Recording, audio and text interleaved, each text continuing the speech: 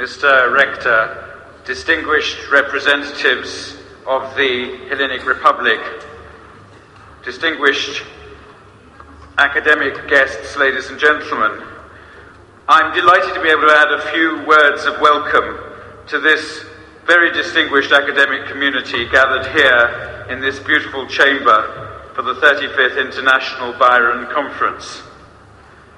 It's a great honour, and I speak as an honorary or temporary Athenian, it's a great honour, but if I may say so, an altogether appropriate one, that you've decided to hold this session here in Athens, here in Greece. Lord Byron impinges on the life of a British ambassador to Athens probably more frequently than you might imagine. For a start, as those of you who will join us tomorrow evening at my residence will see, I'm confronted every morning by the handsome portrait by Thomas Phillips that now adorns the former residence of that great Greek, Eleftherios Venizelos. Make sure that you also look out for the painting of Newstead Abbey, which we're also fortunate to enjoy. But of course, Lord Byron's presence here is far more than just one portrait, however good it is. I had the excellent fortune this year to attend the commemoration of the so-called Exodus of Messalongi and to lay a wreath in his honour. It's perhaps at that moment in Messalongi for a foreigner that you really understand what Philhellenism is all about. I should also congratulate the young man who, for the parade, was dressed as Lord Byron. I'm sorry we haven't been able to bring him along to stand alongside the portrait for comparison. But even without all that, you couldn't spend long in Greece without beginning to understand how dear Lord Byron is to Greek hearts.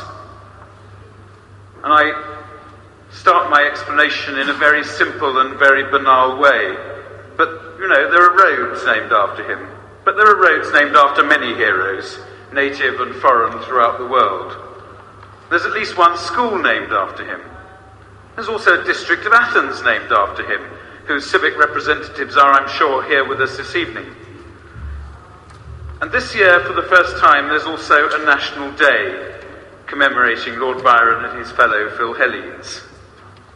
And finally, and surely this is the real test of heroism, there are people named Byron, including, of course, the distinguished professor who's going to follow me at this lectern.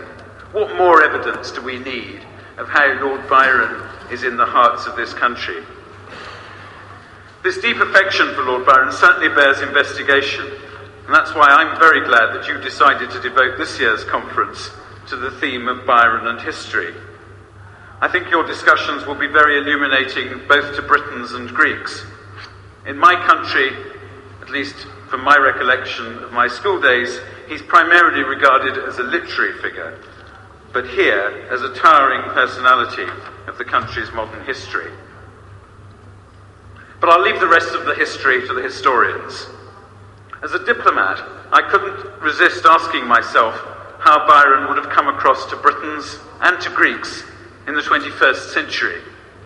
It's a tall order, and perhaps it's historically inappropriate.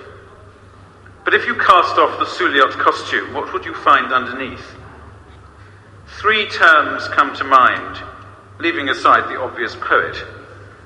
I think we could describe Lord Byron as a campaigner, one, of course, who was prepared to do more than just talk about what he believed in, but actually did something about it.